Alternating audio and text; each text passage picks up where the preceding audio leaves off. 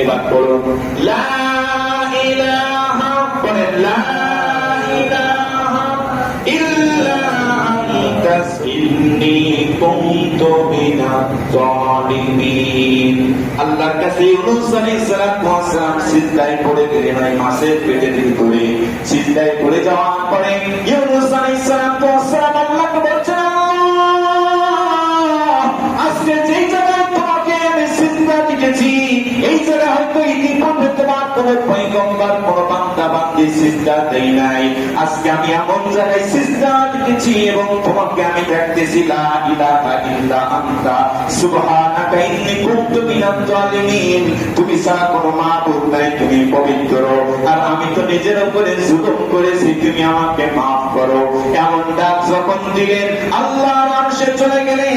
ইউনূস আলাইহিস সালাম আমাদের নবী ছিলেন, যিনি এই দুনিয়াতে সচ্ছল অবস্থায় সুখী অবস্থায় ইবাদত করত। আর ইউনূস আলাইহিস সালামের ইবাদত আল্লাহর আরশে আজিমে পৌঁছায় যাইত। ইউনূস আলাইহিস সালাম মাছের পেট থেকে যখন এই দোয়া পাঠ করলেন, আল্লাহর আরশে আজিমের পাশে দোয়া ঘুরতে লাগলো।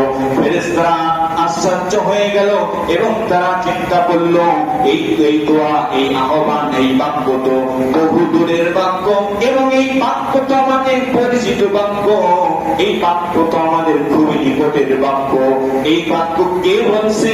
আল্লাহ পাক ফেরেশতাদেরকে জিজ্ঞাসা করলেন, আমার ফেরেশতারা তোমরা কি জানো এই বাক্যগুলো কে বলতেছে? তখন ফেরেশতারা বলছে, আল্লাহ আপনি ভালো জানেন। আল্লাহ পাক তখন বলেন, এই বাক্যগুলো বলতেছে আমার পয়গম্বর ইউনূস।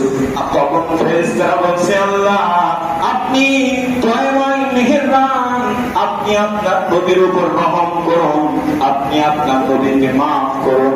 বলা হয়েছে আল্লাহ পাক রব্বুল আলামিন ইউনূস আলাইহিস সালামকে ওই দোয়া পাঠ করার পরে তিনি তাকে তার জমিনের উপরে, যেখানে কোনো গাছ ছিল না, তৃণহীন এলাকায় বসত বাড়ি ছিল না, নদীর কূলে আল্লাহ পাক ইউনূসকে মাছের পেটের মাধ্যমে মাছকে হুকুম দেন, মাছ উপরে ইউনূস নবীকে দুনিয়ায় আবার প্রেরণ করে দেয়। সুবহানাল্লাহ। তাহলে ইউনূস আলাইহিস সালামের যে দোয়া আমরা সবাই জানি, দোয়া